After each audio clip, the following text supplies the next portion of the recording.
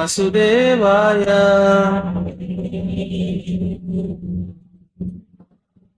ओम नमो भगवते वासुदेवाय। ओम नमो भगवते वासुदेवाय।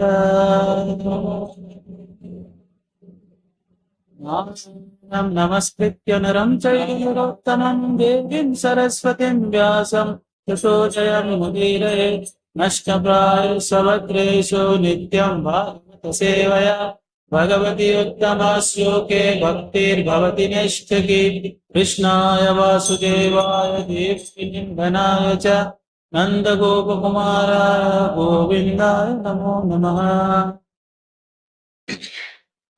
ग्रंथराज श्रीमद् भागवतम स्कंद 7वां स्कंद अध्याय 8 श्लोक संख्या 7।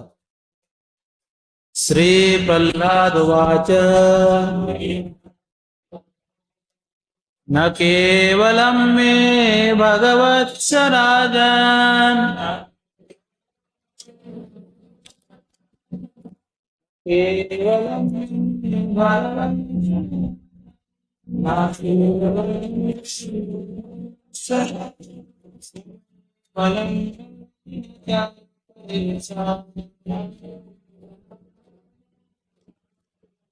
सवै बलं बलिनां च परेषां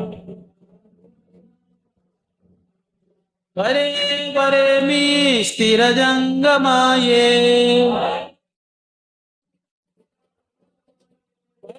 परे मी स्थिरजङ्गमाये ब्रह्मादयो ये नवसम्प्रणीतः ब्रह्मादयो ये नवसम्प्रणीतः।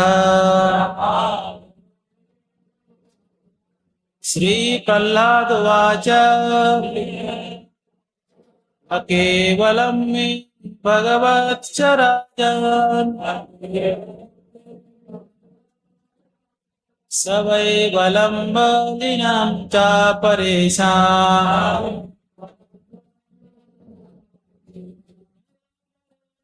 स्थिरजङ्गमाये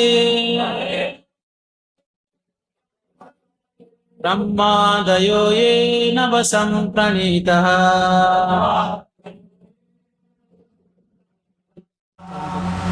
प्रह्लाद उवाच न केवलं मे भगवतश्च राजन् सर्वे बलं बलिनां च परेषां पर्यावरणं जङ्गमाये ब्रह्मादयो ये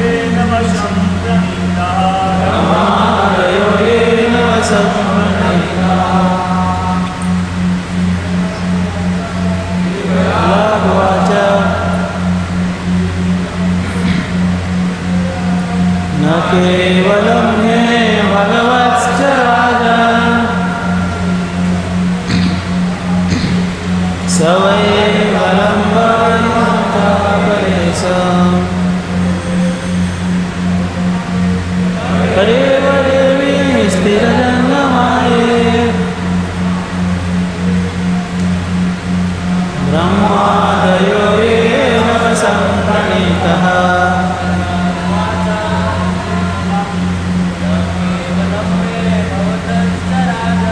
न केवलं मे भगवत्स राजन् स वै बलं बलिनां च परेषां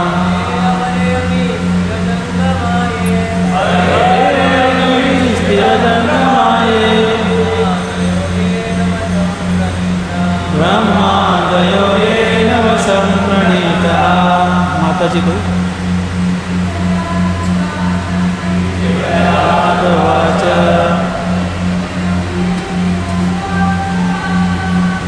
केवलं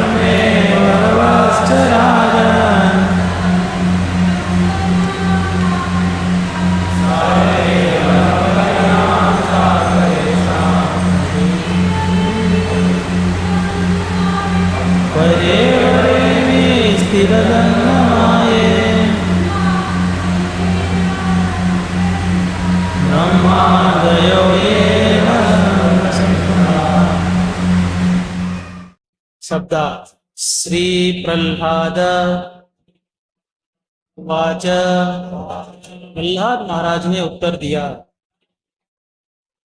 ना नहीं, केवलम केवल मैं मेरा भवतः आपका च तथा राजन हे महान राजा सह वह वही निसंदेह बलम बल बलिना बलियों के च तथा अपरेशा अन्यों का परे सम्माननीय अवरे अधीन अमी वे स्थिर जंगमा चल या अचल जीव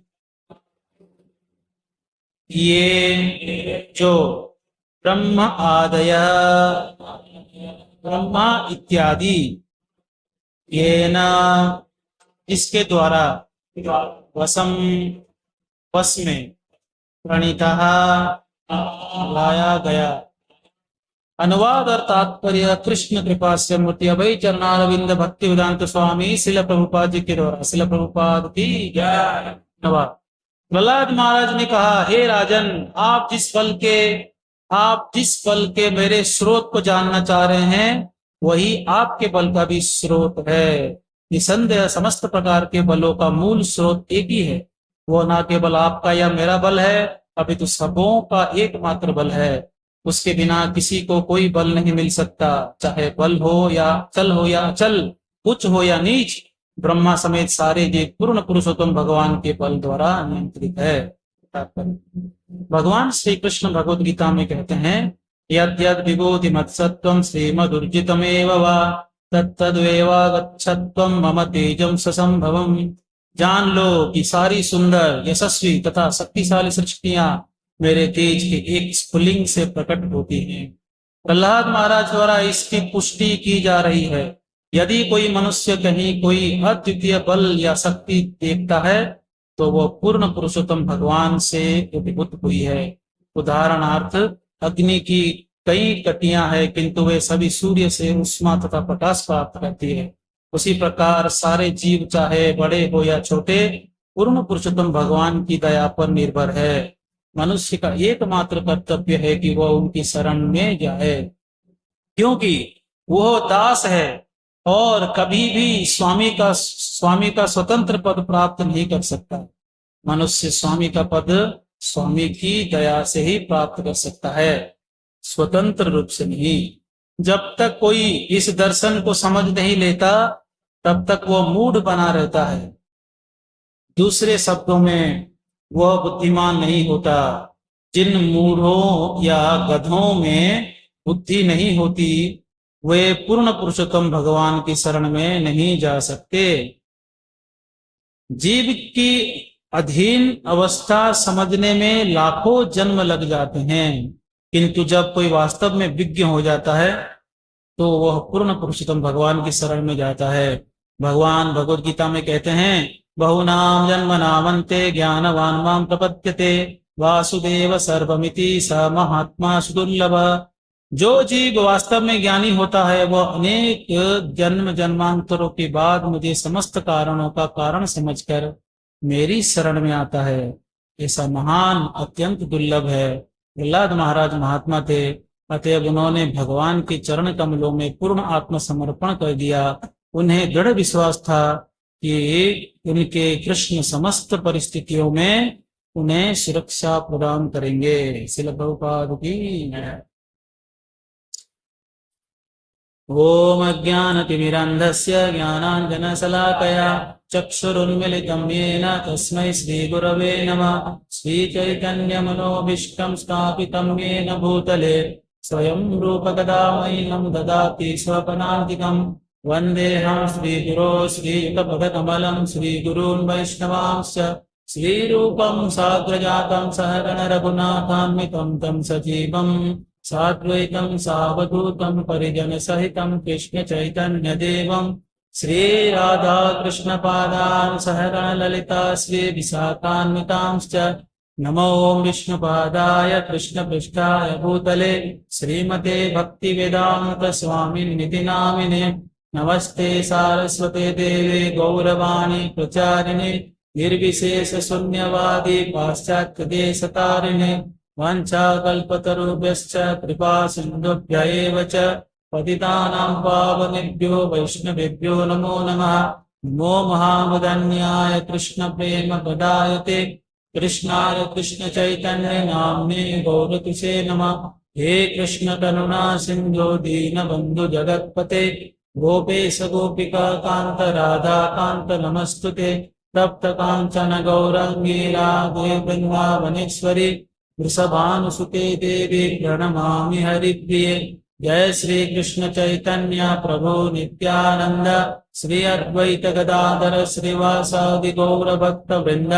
हरे कृष्ण कृष्ण कृष्ण हरे हरे हरे राम राम राम हरे हरे।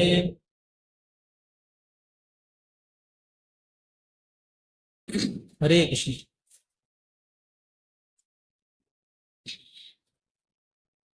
तो ये जो प्रसंग चल रहा है सातवां स्कंद, सारे स्कंदों में बहुत रोचक जो कथा है भक्त चरित्र वह प्रहलाद महाराज जी का सातवां स्कंद में। तो अनेकों शिक्षाएं इस सातवें स्कंद से हम सीख सकते हैं। प्रहलाद महाराज के उपदेश है, भगवान का प्राकट्य है और भी बहुत सारी चीजें इसमें हम सीख सकते हैं इस स्कंद से। खास करके ये जो प्रसंग चल रहा है, भगवान प्रकट होते हैं। अभी भगवान प्रकट नहीं होते, वहीं से हिरण्यकशिपु को मार सकते थे और फिर भी उनको प्रकट होना पड़ा। क्यों प्रकट होते हैं? क्योंकि हिरण्यकशिपु का जो अहंकार था कि मैं ही प्रभु हूं, मैं ही भगवान हूं तीनों लोकों का, उस अहंकार को नष्ट करने के लिए अपने विभूति के साथ, ऐश्वर्य के साथ विशालकाय रूप से प्रकट होते। क्योंकि भगवान सारे अनर्थों को सहन कर सकते हैं अहंकार को छोड़कर। अगर हम साधकों में भी अगर अहंकार है, अगर हम नम्र है, गलतियां करते हैं, तो भगवान बोलते ठीक है मेरा ही भक्त है। अगर अहंकार है, भले ही हम परफेक्ट क्यों ना हो अपने कार्यों में, तो भगवान को सहन नहीं होता। तो इसलिए वो बहुत पूर्ण ऐश्वर्य के साथ प्रकट होते, इतना विशाल का रूप से प्रकट होते हैं। हिरण्यकशिपु पूछता है कहाँ है तुम्हारे भगवान, बताओ क्या ये पिलर में भी है? हिरण्यकशिपु सोच रहा था ये तो मेरे सामने बनाया था, इसके अंदर तो नहीं होंगे कम से कम। तो तलवार लेके जाता है और एक मुक्का मारता है उसको, तो खंबा टूट जाता है और इतना जोर से आवाज आता है, गर्जना सुनाई देता है। तो हिरण्यकशिपु तो गर्जना सुन के सोचा ये ऐसे आवाज तो कहीं सुना नहीं आज तक, ये कहाँ से आवाज आ रहा है। वो कंफ्यूज हो गया, कुछ देर के लिए तो समझ नहीं पाया ये चल क्या रहा है। और ब्रह्मलोक तक ध्वनि जाता है, स्वर्ग के देवता सोचते लगता है हमारे सारे ग्रह अभी टूटने वाले हैं। ब्रह्मा जी सोचते हैं कि ऐसा कोई प्राणी मैंने बनाया नहीं कि इतना आवाज करे कि मेरे तक आवाज आ जाए। तो सब लोग देखने आगे चल के आ रहा है और हिरण्यकशिपु भी सोच रहा है कि ये ध्वनि कहाँ से आया। इसके बाद दर्शन होता है नरसिंहदेव भगवान, नरसिंहदेव भगवान की जय। तो इसलिए भगवान पहले शब्द के रूप में आते हैं फिर दर्शन देते हैं। इसलिए कभी ये नहीं सोचना चाहिए कि गीता भागवत पढ़ रहे हैं, सुन रहे हैं, भगवान दर्शन नहीं दे रहे हैं। पहले शब्द से दर्शन देते हैं, उसके बाद साक्षात सामने दर्शन देते हैं, अगर शब्द पे आपका विश्वास है तो हिरण्यकशिपु को भगवान क्या करते हैं, मार देते हैं। वो भी बड़े भयंकर रूप से मारते हैं। इतना विशाल रूप, नरसिंहदेव भगवान ऐसा लगता है कि आकाश में उनके बाल हिल रहे हैं तो बादल इधर उधर हो रहे हैं, इतना भयंकर रूप। और ये हिरण्यकशिपु छोटा सा था उनके सामने। अब हिरण्यकशिपु छोटा सा था तो उसको एक झापड़ बजाते थे, वो जाके कहीं दूर गिरता था, फिर दौड़ के आता था मारने के लिए। ये अहंकार था कि मैं मार सकता हूं, तीनों लोग का राजा हूं, देवता डरते हैं तो ये कौन। तो भगवान बार बार उसको मार रहे थे। फिर आखिर में तो संध्या के समय गोद में बिठा के क्या की, उसका सर्जरी कर दी। बोले बेटा हो गया टाइम। वो गिन रहा था इंश्योरेंस कराया हूं, लाइफ इंश्योरेंस, ऊपर नहीं मरूंगा, नीचे नहीं मरूंगा, और बाहर नहीं मरूंगा, अंदर नहीं मरूंगा, सारा इंश्योरेंस फेल हो गया। एक एक गिन गिन कर ठाकुर जी उसको मार रहे थे। ऊपर नहीं मरोगे कोई बात नहीं, तुमको कहाँ मारेंगे हम, चौकट के ऊपर मारेंगे। और तुम बाहर नहीं मरोगे, अंदर नहीं मरोगे, तो बिल्कुल घर के बीच में चौपट। तो इस प्रकार से उन्होंने भगवान क्या कि हिरण्यकशिपु को वध किए। और देखे कि उनकी उसके सिंहासन में बैठ गए और बैठकर सोच रहे हैं कोई तो आएगा माला पहनाएगा, जैसे यहाँ पहनाया गया। तो कोई, सब डर के दूर खड़े हैं। तो भगवान बोले चलो इसके ही अथड़ी निकाल के माला बनाते हैं, उसकी अथड़ी निकाल के गले में डाल दी। ये नरसिंहदेव भगवान, एक जगह ऐसे वर्णन आता है। दूसरे एक पुराण में ऐसे वर्णन आता है कि नरसिंहदेव भगवान के सामने हिरण्यकशिप इतना छोटा था, नरसिंह भगवान इतने जोर से क्रोध से फाड़ रहे थे उसको। थोड़ी देर बाद जब नीचे देखे, क्योंकि बहुत गुस्से में थे तो देख नहीं रहे थे इसको, नीचे देखे हिरण्यकशिपु था ही नहीं। बोले कहाँ गया ये? तब देखे पूरे के पूरे हिरण्यकशिपु का शरीर उनके नाखून में आ गया था। तो ऐसे झटकते हैं तो सारा मांस के टुकड़े गिरते। तो ऐसे दशा की उसका, इतना घमंड था उसके अंदर कि मैं ही भगवान हूं। तो घमंड चूर चूर कर दिए। तीनों लोगों को बता दिए कि अगर आप भक्त हो तो किसी को डरने की आवश्यकता नहीं। भगवान वही देखिए आखिरी तात्पर्य की लाइन क्या है, उन्हें दृढ़ विश्वास था कि उनके कृष्ण समस्त परिस्थितियों में उन्हें सुरक्षा प्रदान करेंगे। ये विश्वास होना चाहिए। ये विश्वास दिलाने आते हैं कि डरो मत, मैं हूं। तो इसलिए भक्तों का पहला कार्य होना चाहिए भगवान के साथ संबंध स्थापित करना।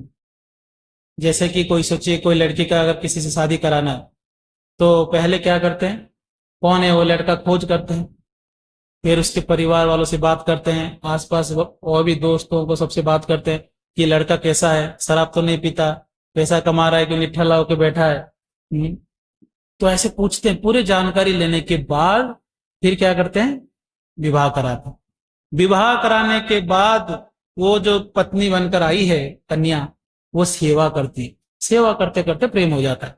फिर उसके बाद इतना प्रेम होता है पति से, अगर पत्नी के सामने अपने ही घर वाले अगर पति का निंदा करें, मायके वाले, तो वो डांटती है, मेरे पति के बारे में मेरे सामने मत बोल। सही है कि नहीं? इतना प्रेम कहां से आ गया? कुछ साल पहले तो वो कोई पहचान ही नहीं था, क्योंकि उन्होंने पहले संबंध स्थापना किया, जानकारी लेकर, फिर सेवा किए, तब जाके क्या हो गया, प्रेम हो गया। वैसे ही पहले ठाकुर जी के साथ हमको संबंध बनाना। संबंध बनाने के लिए पहले जानकारी चाहिए कि कौन है जिससे हमारा संबंध होने जा रहा है। तो इसलिए पहले भगवान के बारे में सुनना बहुत जरूरी। तो भगवान के बारे में क्या सुनना है हम भक्तों को? आप बोलेंगे वृंदावन जाते हैं, बहुत सारे बाबाएं रासलीला बताते हैं और भी लीलाएं बताते हैं। कुछ बाबाएं तो साड़ी पहन के गोपी बन के नाच रहे हैं, चलो उधर चलते हैं कृष्ण को समझने। सीधा कृष्ण कैसे लीलाओं के बारे में अगर समझने जाएंगे तो आप भ्रमित हो जाएंगे। पहले ये समझिए कृष्ण कितने महान हैं, कृष्ण के विभूति और ऐश्वर्य को समझिए, मधुरता बाद में समझ में आए। जैसे कि सोचिए आपके जयपुर में मंदिर के सामने इस कॉलोनी में कोई झाड़ू लगा रहा है कुर्ता पैजामा पहन के, तो आप देखेंगे, अगर आप जानते नहीं उस व्यक्ति को, सोचेंगे कोई नया भंगी आया होगा, साफ सफाई कर रहा होगा। अगर आपको कोई बता दिया ये तो भारत का राष्ट्रपति आया है यहाँ झाड़ू लगा रहा है, तो आपके भावनाएं कैसे होंगे? अरे राष्ट्रपति आए, सब दौड़ के आ जाएंगे, सब सेल्फी लेंगे, माला पहनाएंगे, है कि नहीं? यानी हमारे जो भावनाएं हैं उसके प्रति बदल गया। किसके कारण? हाँ, उसके बारे में जानकारी होने की वजह से। अगर आप सुनेंगे कृष्ण जो है बचपन में माखन चोरी करते थे, कृष्ण ये करते थे, कृष्ण वो करते थे, तो लोग सोचते हैं कि हमारा बेटा भी ऐसे करता है, हमारा बेटे भी कृष्ण है, ऐसे बोलते लोग। छोटे बच्चे गोद में लेके बोलते हैं प्रभु जी देखो ये भी कान्हा की तरह, ये भी हमारे कान्हा है। तो कई लोग बोलते हैं अरे कृष्ण है जादूगर था, थोड़ा बहुत जादू दिखाता था। कोई कहते हो पॉलिटिशियन था, है ना, कोई क्या कहता है। तो बोलते हैं कौन सी बड़ी बात है चोरी करना, कौन सी बड़ी बात है। उनको ज्यादा कुछ भाव नहीं आता है। क्या कारण है? कृष्ण को ठीक से नहीं जानते। इसलिए भक्त कृष्ण को जानते हैं। इतने महान व्यक्ति आकर ऐसे लीलाएं करते हैं तो भक्त लीलाएं सुन सुनकर और विचार करते करते रोने लगता है। ये भाव क्यों आया? क्योंकि कृष्ण को जानता है वो कितने महान। तो पहला काम है ये समझना कृष्ण कितने महान हैं, ये समझना बहुत जरूरी है। अगर आप कृष्ण के ऐश्वर्य और विभूति के बारे में विचार नहीं करेंगे तो हम अपराध कर बैठेंगे। क्या अपराध करेंगे? जैसे यहाँ इस्कॉन में, यहाँ हम लोगों को पता है कि कृष्ण भगवान है, तो यहाँ कौन कौन है अंदर? गौर निताय है, राधा कृष्ण और कृष्ण बलराम, है ना, गिरिराज जी। हम कंफ्यूज नहीं है कि बाजू में गणेश जी, एक महादेव जी, साईं बाबा सब बिठाए हैं। हमको क्लियर है कि भगवान कौन है। जिनको पता नहीं है वो क्या करते हैं?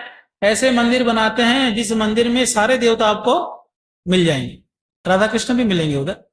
जैसे शॉपिंग मॉल में सारे सामान मिलते हैं ना एक जगह, वैसे ऐसे ऐसे मंदिर बनाते हैं जिसमें सारे देवता मिल जाएंगे।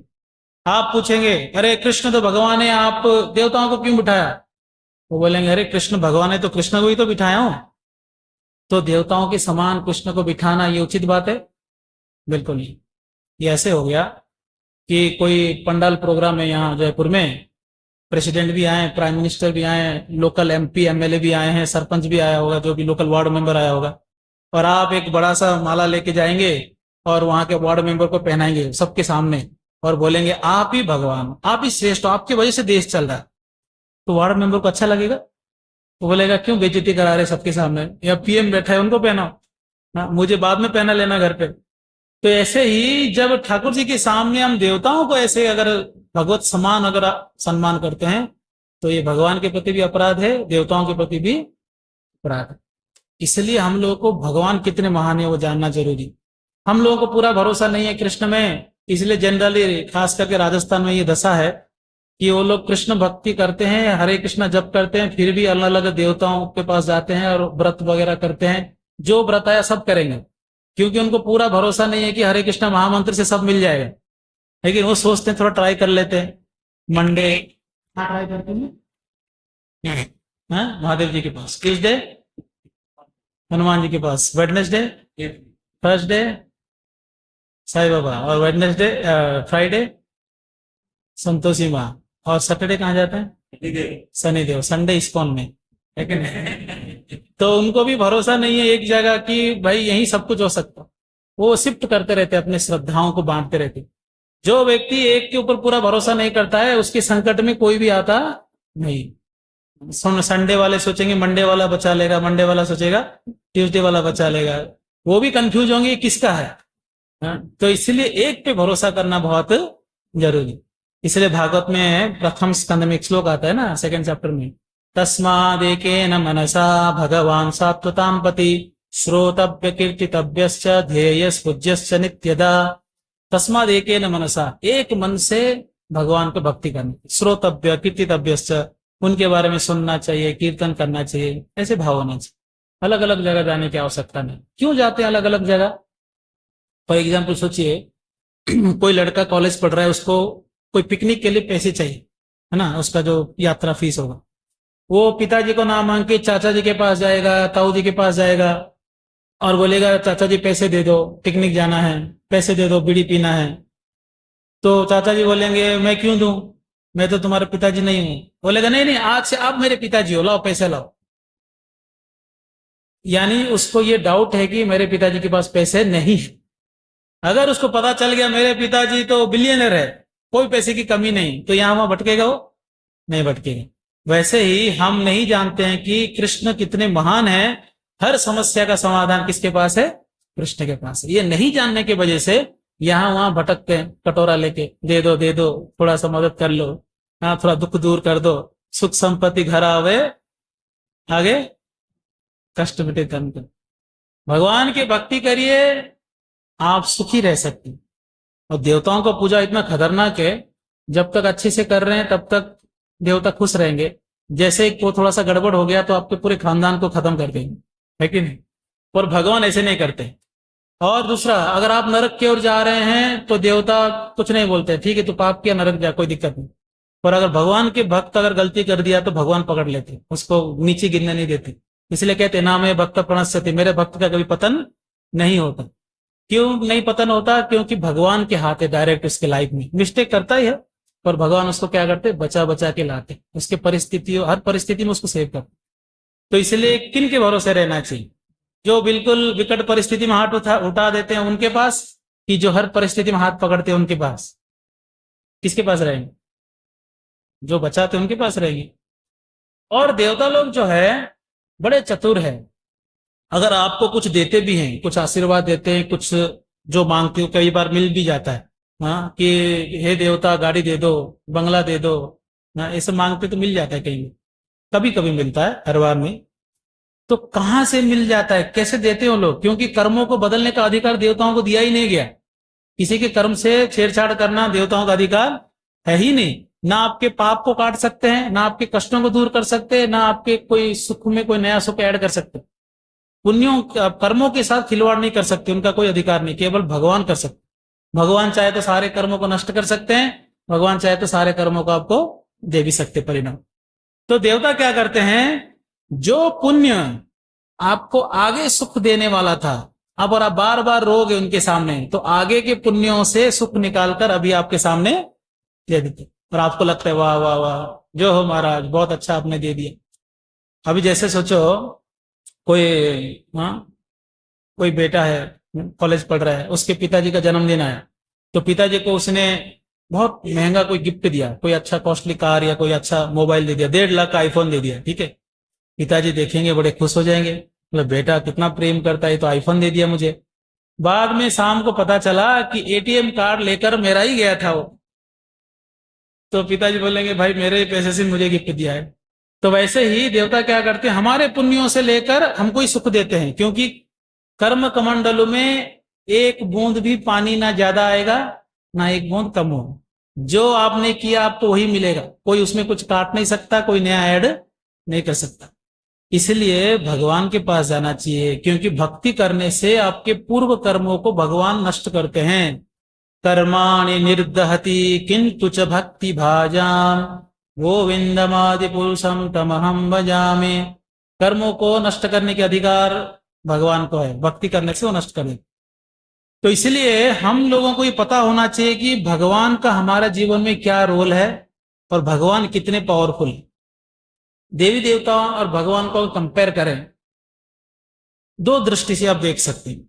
एक तो देवी देवता वो है, जैसे यहां कहते हैं ब्रह्मादयो, ब्रह्मा भी किसके वश में है, भगवान के वश में। तो एक प्रकार का ये देख सकते हैं कैसे पूरा संसार भगवान के वश में, तो हम चर्चा करेंगे अब। दूसरा देखने का तरीका यह है देवताओं को, कि ये सारे देवता इंडिपेंडेंट कोई पावरफुल पर्सनालिटी नहीं है, ये सब भगवान के अंडर में ही आते हैं, इनको पावर दिया गया है। जैसे कि हमारा भारत सरकार है, उसमें बहुत सारे मिनिस्ट्री होते हैं, बहुत सारे मिनिस्टर होते हैं अलग अलग डिपार्टमेंट के, वैसे भगवान ने भी बहुत सारे डिपार्टमेंट बना के रखे। एजुकेशन डिपार्टमेंट किसको दिए हैं, सरस्वती माता। और लॉ एंड जस्टिस किसके हाथ में, हाँ नहीं, कौन कहेगा, law and justice Yamraj ji के पास है।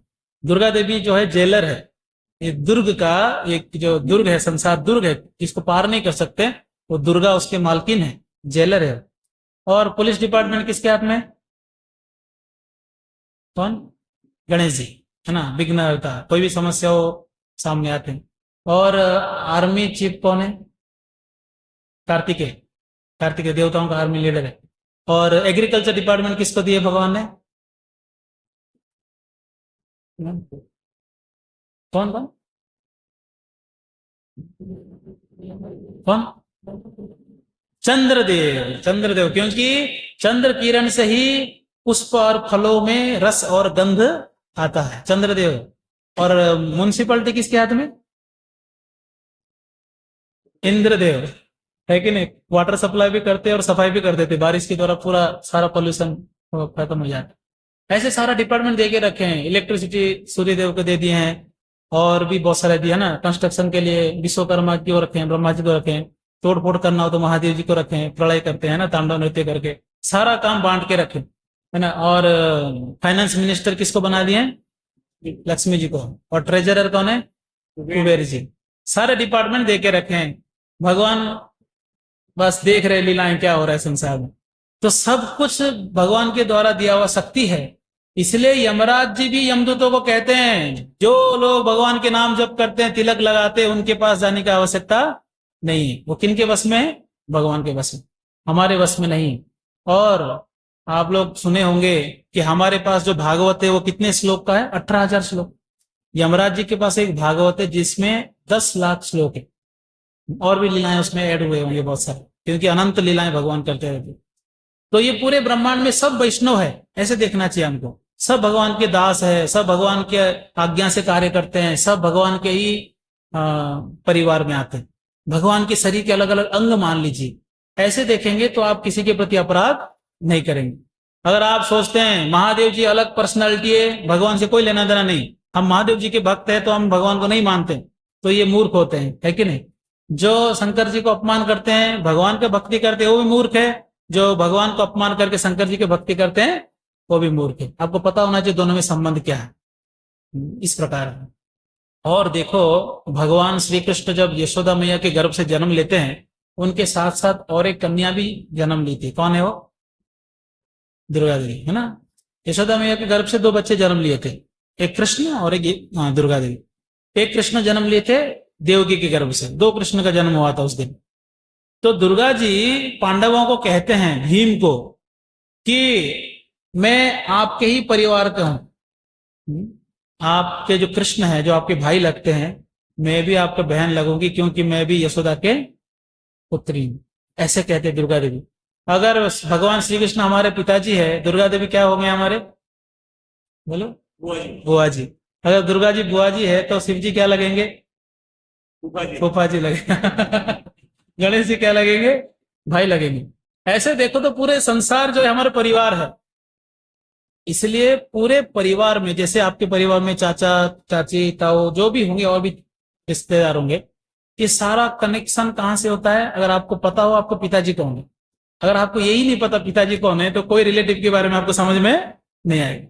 इसलिए आपको पता होना चाहिए हमारे पिताजी यहाँ बैठे हैं, तो सारे देवताओं के प्रति आपका अच्छा भाव रहेगा, सम्मान के भाव रहेगा। आप समझ सकते हैं कौन है। अगर भगवान को ही नहीं जानते हैं, महादेव जी ही सब कुछ है बोलेंगे, वहां जाके गांजा पियेंगे, है ना, भांग पियेंगे और वहां जाके उत्पात मचाएंगे। महादेव जी को लोग ठीक से जानते नहीं। महादेव जी संसार के सबसे बड़े भक्त हैं। एक भागवत में एक श्लोक आता है, निम्न गानाम यथा गंगा देवानाम अच्युतो यथा वैष्णवानाम यथा शंभु पुराणानाम इदम तथा। तो इसलिए कहते हैं वैष्णवों में श्रेष्ठ कौन है? शंभु, महादेव। तो इस प्रकार से भगवान की शक्तियों के बारे में जब हमको ज्ञात होगा, तो उससे क्या लाभ होगा? भगवान कितने पावरफुल है, भगवान की शक्तियां थोड़ा और बताता हूं। ये सारे जो देवता है कहाँ निवास करते हैं? इस ब्रह्मांड में 14 भुवन में निवास करते हैं ना। 14 भुवन कहां पर है? भगवान पद्मनाभ गर्भोदक विष्णु जो अनंत सैया में लेटे हैं, उनके नाभि से जो कमल के पुष्प निकला है, जिसके ऊपर ब्रह्मा जी बैठे हैं, उस पुष्प के जो दंड है, उसके अंदर 14 भुवन है। भगवान के सामने 14 भुवन कितना बड़ा है? कुछ नहीं है। कब मूड खराब हुआ, फूल तोड़े है कि नहीं? तो पूरे भुवन कहाँ है? भगवान के नाभि से निकला हुआ कमल पुष्प में। ये भगवान की विभूति है, और सारे देवता उस कमल पुष्प के अंदर रहते हैं। तो ये भगवान है, इसलिए भगवान से कंपेयर नहीं करना चाहिए किसी को। और वो जो भगवान है गर्भोदक विष्णु जिस ब्रह्मांड में लेटे हैं, ऐसे अनंत कोटि ब्रह्मांड है, अनंत कोटि भगवान लेटे हुए हैं, अनंत कोटि ब्रह्मा है, अनंत कोटि भगवान के यूनिवर्सेस है। और ये सारे कहां से निकलते हैं? भगवान कारणोदक विष्णु के रोम रोम से निकलते। एक श्लोक आता है ब्रह्म संहिता में, आप लोग याद किए उसको, य कारणान्न भजले भजति स्म योग निद्रामनंत जगदंड सरोम कूप। सरोम कूप, रोम कूप मतलब जो बाल है ना शरीर में, उसके अग्र भाग से ऐसे एक एक अग्रभाग से एक एक ब्रह्मांड निकलते, अनंत कोटि ब्रह्मांड निकलते हैं कारणोदक विष्णु के शरीर से। और इनका एंड कब होता है? भगवान जब सांस छोड़ते हैं तो सारे ब्रह्मांड निकलते हैं, जब सांस लेते हैं सारे वापस पेट में चले जाते हैं। यानी ब्रह्मा जी का 100 साल, भगवान का 1 सेकंड। भगवान सांस लिए, सब स्वाहा पेट में वापस। तो क्या देवताओं को पूजा करोगे? बताओ। जो खुद ही फंसे हैं, खुद ही मरते हैं, बार बार जन्म लेते हैं, उनका पूजा करेंगे तो कैसे होगा? बताइए। पूजा किसका करना है? जो कभी नहीं मरते। तो इसलिए भगवान का पूजा करना चाहिए। बहुत पावरफुल है भगवान। एक बार ब्रह्मा जी द्वारका आते हैं और द्वारपाल को कहते हैं, भगवान कृष्ण को बताइए कि ब्रह्मा आया हूं। द्वारपाल आता है अंदर, कहते हैं कि भगवान ब्रह्मा जी आए हैं। बोलते पूछो कौन से ब्रह्मा हो? तो बाहर आके पूछते हैं आप कौन से ब्रह्मा हो? ब्रह्मा जी को आश्चर्य लगा, एक ही तो ब्रह्मा है, कौन सी ब्रह्मा क्या है? तो बोलते हैं चतुर्मुखी ब्रह्मा आया है, बोल दीजिए। तो भगवान बोलते ठीक है बुलाओ।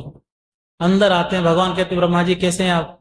बोलते मैं तो ठीक हूं, पहले ये बताइए कि आप ऐसा क्यों पूछे कि कौन सी ब्रह्मा? एक ही तो ब्रह्मा है इस संसार में। तो भगवान बोलते रुक जाओ, दिखाता हूं कितने ब्रह्मा है। तो जैसे भगवान स्मरण किए, उनके महल के अंदर लाखों लाखों ब्रह्मा आने लगे हंस में बैठकर। किस ब्रह्मा के 10 सर है, किसके 100 सर है, किसके 1000 सर है, किसके 1,00,000 सर है, और उनके साथ एक एक महादेव, एक एक इंद्र, सब लोग आते हैं, सब मुकुट पहने हुए हैं, सब भगवान को प्रणाम करते हैं एक साथ में। और चारों ओर ब्रह्मा ब्रह्मा ब्रह्मा, देखकर ये ब्रह्मा छोटे से थे नीचे, ऐसे देख रहे हैं। भाई मुझे तो लगा एक ही ब्रह्मा है, ये तो बहुत सारे ब्रह्मा आ गए। तब वो सब जाने के बाद भगवान को बोलते माफ करिए, समझ नहीं पाया, मुझे तो लगा मैं एक ही ब्रह्मा हूं, एक ही ब्रह्मांड है। भगवान कहते हैं बेटा तुम्हारा ब्रह्मांड छोटा है इसलिए 4 सर दिया हूं, बाकी बड़े बड़े ब्रह्मांड है जिनको बहुत सारे सर लगते हैं। तो ये भगवान की विभूति है, ये भगवान के ऐश्वर्य है कि नहीं, ये ऐश्वर्य है। तो इसलिए हमको जानना चाहिए भगवान कितने महान है। जो भगवान सब कुछ जानते हैं और हर क्षण क्या होता है सब समझते हैं, जो भगवान जो है वो सर्वज्ञ है। भागवतम के पहला श्लोक में आता है ना, जन्माद्यस्य यतोन्मयादितरतश्चार्थे स्वभिज्ञ स्वरा तेने ब्रह्म हृदयादि कवये मुह्यन्ति यत्सूरयः। उसमें एक शब्द आता है ना, जन्माद्यस्य यतोन्मयादितरतश्चार्थेषु अभिज्ञ स्वराट। अभिज्ञ मतलब सब कुछ जानते हैं, स्वराट मतलब स्वतंत्र है। सारे देवताओं को भगवान नियंत्रण कर सकते हैं, पर भगवान को नियंत्रण कौन कर सकता है? कोई नहीं, वो स्वतंत्र है, स्वराट। तो इसलिए समझना बहुत जरूरी है कि हमारे जो ठाकुर जी जिनको हर रोज प्रणाम करते हैं कोई साधारण नहीं है। जब ये समझ गए आप तो यहां वहां भीख मांगने की जरूरत नहीं पड़ेगी। माइक भी रो रहा है, क्या बोल दिया आपने? आज साउंड कम करिए। तो इसलिए ये पहले समझना, संबंध स्थापना करना बहुत जरूरी है कि ठाकुर जी कौन है, इससे क्या लाभ होगा। भगवान की विभूति ऐश्वर्य समझ गए तो क्या फायदा है? फायदा ये होगा कि आपका पूर्ण शरणागति किसके ऊपर रहेगा? कृष्ण के ऊपर है। रक्षक सती विश्वास, कृष्ण ही मेरे रक्षक है, ये विश्वास होना ये शरणागति के एक लक्षण है। ये विश्वास होना चाहिए। कभी भी ये नहीं सोचना चाहिए कोई कह दिया प्रभु जी आपके ऊपर तो काला जादू हो गया है, तो ठीक है तांत्रिक के पास थोड़ा जाके आ जाते हैं। कोई बोलेगा प्रभु जी आपको भूत पकड़ लिया है ना, आप ये अंगूठी पहनो ठीक हो जाएगा, आप ये करो ठीक हो जाएगा।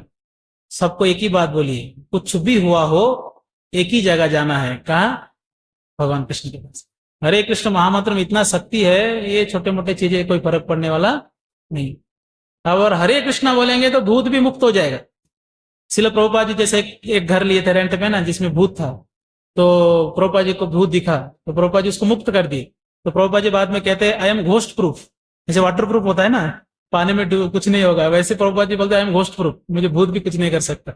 श्रील भक्ति सिद्धांत सरस्वती ठाकुर भी एक बार एक कमरे में थे, तो उनके सेवक देखते हैं कि खिड़की से कोई हाथ अंदर ले आ रहा है, कोई भूत प्रेत कोई था। तो बार बार वो डरते थे, वो बोलते थे कि महाराज जी कोई अंदर हाथ अंदर ला रहा है ऐसे। तो भक्ति सिद्धांत महाराज देखते हैं, हरे कृष्णा बोलते जोर से, उसके बाद हाथ आया ही नहीं, यानी वो मुक्त हो गए।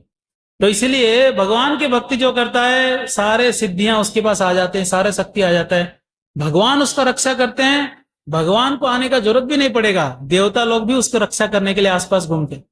एक श्लोक में पढ़ रहा था रिसेंटली, जो भगवान के भक्त है उनके आसपास भगवान विष्णु उनके पीछे पीछे चलते हैं, महादेव जी उनके आगे आगे चलते हैं, एक तरफ इंद्रदेव वज्र लेके चलते हैं। ऐसे वर्णन आता है कि जब भक्त बन जाते हैं ना, सारे देवता तत्पर रहते हैं कि इसको कैसे रक्षा किया जाए, और सोचते हैं कि कभी इच्छा तो करे, इसकी इच्छाओं को हम पूरा कर देंगे।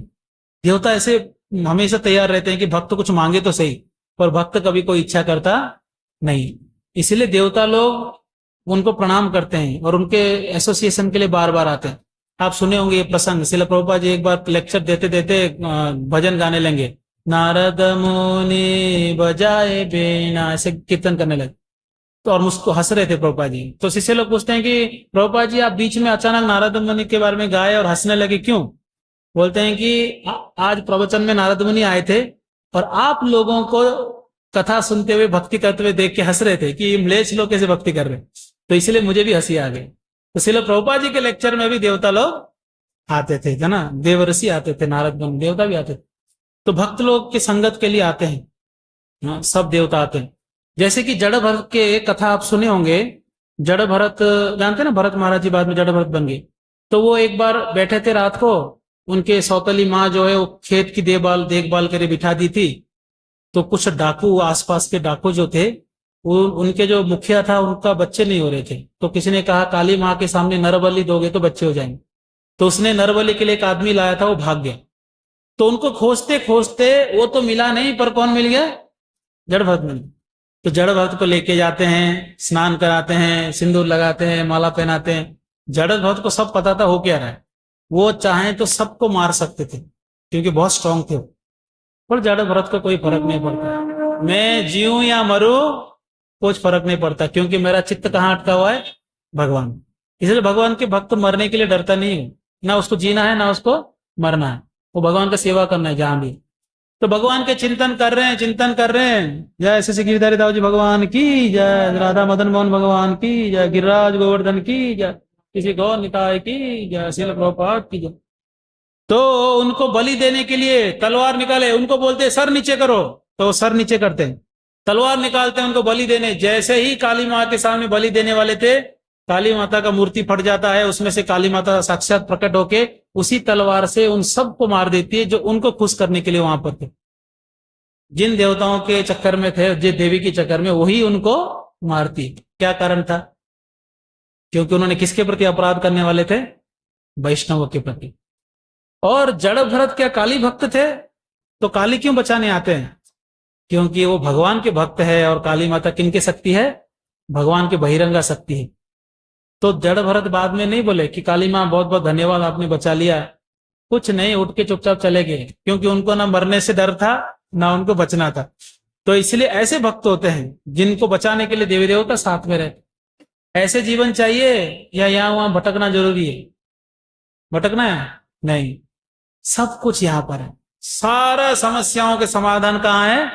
कृष्ण के शरण में है। कितने भी संकट क्यों ना आ जाए, दौड़कर यहीं आना चाहिए। एक उदाहरण देता हूं, समझ में और आएगा। कोई छोटा बच्चा है, बहुत छोटा है, और उसके माँ कहीं खड़ी है, बच्चा थोड़ा दूर है। आप उस बच्चे को डराते हो या मारने के लिए जाते हो, तो बच्चा क्या करेगा? दौड़ के माँ के पास जाएगा। यहां वहां नहीं भटकेगा, वो कहाँ जाएगा? माँ के पास। और माँ को पकड़ के वो देखेगा आपके वो, आप और नजदीक आ जाओगे पीटने के लिए, तो क्या करेगा वो? माँ को छोड़ के भाग जाएगा कि नजदीक आगे करके, या आंख बंद करके माँ को और जोर से पकड़ेगा? हाँ, वो आंख बंद करके और माँ को जोर से पकड़ेगा। वो बोलेगा भी जो होगा माँ देखेगी, वो मेरा कोई टेंशन नहीं। वैसे ही जो भक्त होता है, संकट आते हैं तो भगवान के पास दौड़ के आता है, और संकट और बढ़ गए तो और शरणागति बढ़ाता है, भाग नहीं जाता है। अरे ये हरे कृष्णा करके कोई फायदा नहीं हो रहा है, चलो थोड़ा और ट्राई करते हैं इधर उधर। हाँ, इसलिए कई लोग देखो, भक्त लोग, कोई अंगूठी पहनता है, कोई काला धागा पहनता है, कोई क्या करता है, कोई आगे उसको सुना दिया, कहीं इंस्टाग्राम में रील देख दिया ये करना चाहिए, कोई बोलता है कि पूजा करना चाहिए, कोई कहता है नारियल काला कपड़े में बांध के लटका दो रूम में। तो ये सब चक्कर में पड़ने की जरूरत नहीं है। आप जहां है वो बहुत पावरफुल प्लेस है, यहाँ वहां भटकने की आवश्यकता नहीं है। इसलिए कहते हैं प्रहलाद महाराज को कोई डर नहीं था। हिरण्यकशिपु तीनों लोग का मालिक वहां खड़ा है, कह रहा है कि बोलो हिरण्यकशिपु भगवान है, हिरण्यकशिपु की जय बोलो। प्रहलाद बोलता नहीं, भगवान सबसे पावरफुल। आप क्या हो? आप तो मर जाओगे कुछ दिन के लिए, लेकिन वो डरते ही नहीं थे हिरण्यकशिपु। तो प्रहलाद महाराज सोच रहे, प्रहलाद महाराज जब ऐसे कहते, हिरण्यकशिपु सोच रहे थे, सारे देवता आकर जब मुझे प्रणाम करते हैं, इस बच्चे के अंदर ये पावर कहां से आया कि ये मुझे डरता ही नहीं? कहां से ये पावर आ गया? ऐसे वो सोच रहे थे। तो इसलिए पूछ रहे कहां से एनर्जी आता है आपके पास? तो प्रहलाद महाराज क्या कह रहे हैं? जहां से मुझे एनर्जी आ रहा है, आपको भी वहीं से एनर्जी आ रहा है। सारे शक्तियों का स्रोत कौन है? भगवान श्री कृष्ण है। इसलिए हमको पूरा पूर्ण विश्वास भगवान के ऊपर होना चाहिए। और भगवान ही सब कुछ है। एक लाइन प्रभुपाद जी लिखते हैं, जिन मूढ़ों या गधों में बुद्धि नहीं होती है, वे पूर्ण पुरुषोत्तम भगवान की शरण में नहीं जा सकते। कितना स्पष्ट लिखते हैं ना, ज्यादा चापलूसी नहीं करते हैं, प्रभुपाद जी सीधा बोलते। जिन मूढ़ों और गधों में बुद्धि नहीं है, वही इधर उधर भटकते हैं, भगवान की शरण में नहीं आते। अरे ये हमारे पिताजी है, सारे जीव इनके ही अंश है, यहां वहां भटकने की आवश्यकता नहीं, सब कुछ देंगे। अकामो सर्व कामो वा मोक्ष काम उदारदि तीव्रेण भक्ति योगे न यजेत पुरुषम परम। आपके पास सारे इच्छाएं हैं तो भी इनको मांगिए, आपके पास कोई इच्छाएं नहीं है तो भी इनका सेवा करिए, भगवान सब कुछ आपके सारे इच्छाओं को पूरा कर देंगे। इसलिए कुछ भी मांगना हो तो यहाँ मांगो, ये हेडक्वार्टर है कि नहीं? यहाँ मांगिए, सब मिल जाएगा, और इतना मिलेगा कि आपके सोच के बाहर मिलेगा। आप भी सोचेंगे इतना तो मैं डिजर्व भी नहीं करता, है कि नहीं? तो मैं सोचा भी नहीं था ऐसे मिल गया, ऐसे सोचेंगे। तो इसलिए कृष्ण के शरण में आइए, सुरक्षित रहिए, और हमेशा भगवान के ऊपर भरोसा रखिए। कृष्ण ही भगवान है, इस बात पे संकल्प दृढ़ता होनी चाहिए कृष्ण भगवान है। ये देखिए एक श्लोक यहाँ कोट करते हैं, बहुत जन्मों के बाद वो कोई बुद्धिमान व्यक्ति को समझ में आता है कि कृष्ण ही सब कुछ है। वासुदेव सर्वमिति स महात्मा सुदुर्लभ। श्रील प्रभुपाद जी की हमारे ऊपर इतनी विशेष कृपा है कि हम लोग इस्कॉन में आते ही महात्मा बन जाते हैं, है कि नहीं? क्योंकि बाहर भले ही कोई कितना पढ़ाई करता हो, कितने मंदिर जाता हो, कितना जन्माष्टमी करता हो, उसको पता नहीं होता है कृष्ण ही सब कुछ है। जैसे ही इस्कॉन में आया, एक दो लेक्चर सुना, प्रभुपाद जी का किताब पढ़ता है, तो कन्विंस हो जाता है कि भाई अभी कहीं नहीं जाना है, कृष्ण ही भगवान। तो प्रभुपाद जी ऐसे प्रोसेस बनाए कि कम समय में क्या बना देते हैं, महात्मा बना देते हैं। तो दुर्लभ जीव है जिनको समझ में आता है कृष्ण सब कुछ है, और हम लोग उन दुर्लभों में गिने चुने हैं, थे नहीं, पर प्रभुपाद जी ने महात्मा बना दिए कि बन जाओ महात्मा, नहीं तो दुरात्मा बन के भटकोगे यहाँ वहां। तो सारा से इसलिए प्रभुपाद जी को जाता है। इस तरीके से उन्होंने ग्रंथों को लिखा, इस तरीके से इस्कॉन को डिजाइन किए कि छोटे से छोटा बच्चा भी कृष्ण भगवान है करके वो बोल सकता है, छोटा बच्चा भी मायावादी को परास्त कर सकता है तर्क से। तो ऐसे ज्ञान प्रभुपाद जी ने दिए। तो इसलिए ये तात्पर्य में इस श्लोक में यही समझ में आता है। और भी चीज चर्चा कर सकते हैं, पर आधे घंटे में फिलहाल इतना ही चर्चा हो पाया।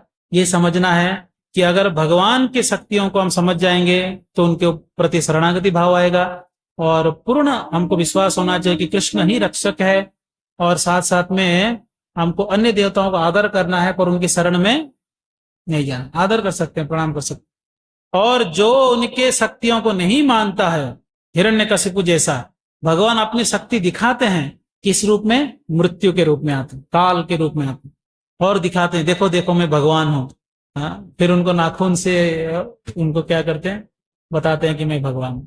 इसलिए अहंकार नहीं होना चाहिए। इवन साधकों में भी किसी भी बात की अहंकार नहीं होना चाहिए, क्योंकि सारे शक्ति कौन दे रहा है, भगवान दे रहा है। भगवान सबको अलग अलग शक्ति दिए रहते हैं। भगवान आपसे कुछ कार्य कराना चाहते हैं, वो करवाएंगे। तो इसलिए अगर जो व्यक्ति ये सोचता है ना मैं स्पेशल हूं, मैंने ये कर दिया, तो भगवान वो शक्ति लेके किसी और को दे देंगे। जैसे अर्जुन सोच रहे थे महाभारत युद्ध मैंने कर दिया, बाद में भगवान जाने के बाद कुछ ग्वाल वालों से भी लड़ाई नहीं कर पाए, तब उनको समझ में आया कि महाभारत युद्ध में शक्ति कौन दिए थे, भगवान दिए। इसलिए भगवान शक्ति देते भी हैं, और अहंकार हो गया तो वापस ले लेते। इसलिए अहंकार मुक्त होकर यथा सामर्थ्य भगवान की सेवा में पूर्ण शरणागति के साथ अगर लगे रहेंगे, पूरा विश्वास, कुछ भी कष्ट आए यहीं रहना है, तो भगवान हमको अपने धाम में लेके जाएंगे, भगवान प्रेम करेंगे। हरे कृष्ण। ग्रंथराज श्रीमद् भागवतम की जय, जगत गुरु श्रील प्रभुपाद की जय, निताय गौर प्रेमानंदे, हरि हरि।